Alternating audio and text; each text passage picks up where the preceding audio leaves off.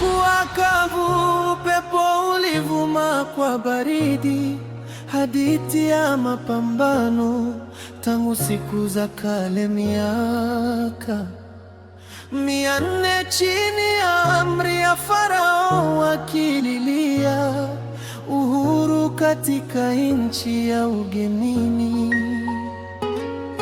Walibeba matofali, walihisi mjeledi mkali, wakiwa na machozi usoni na maombi midomoni.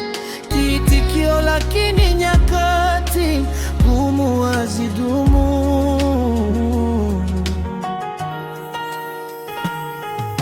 Mungu akiwa kiongozi, anasikia kila kilio cha nafsi inayoteseka.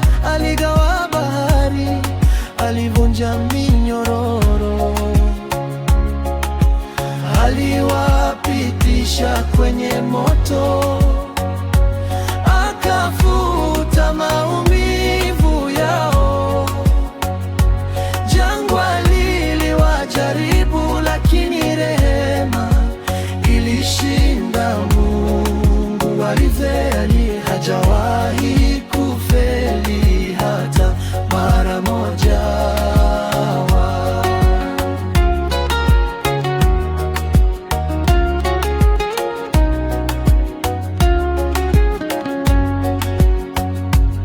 Hadi walitembea kwenye bonde la kivuli na shaka, bila chakula wala maji karibu.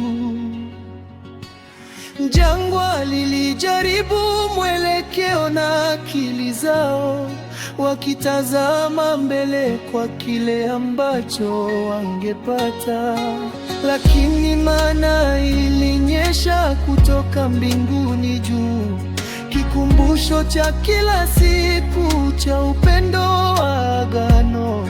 Kiitikio, lakini nyakati ngumu hazidumu.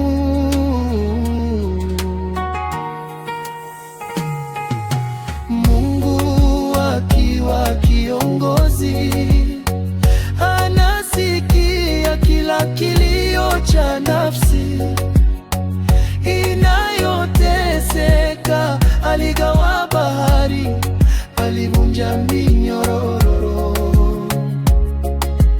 niliwapitisha kwenye moto, akafuta maumivu yao. Jangwa liliwajaribu, lakini rehema ilishinda. Mungu wa Israeli hajawahi kufeli hata mara moja.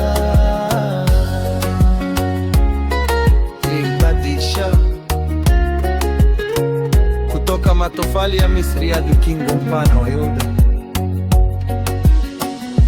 ni ahadi ilitimizwa na utumwa haupo tena. Ikiwa alifanya hivyo zamani, atafanya hivyo leo. Shika tu mkono, weki, anatengeneza njia. Kiitikio, lakini nyakati ngumu hazidumu.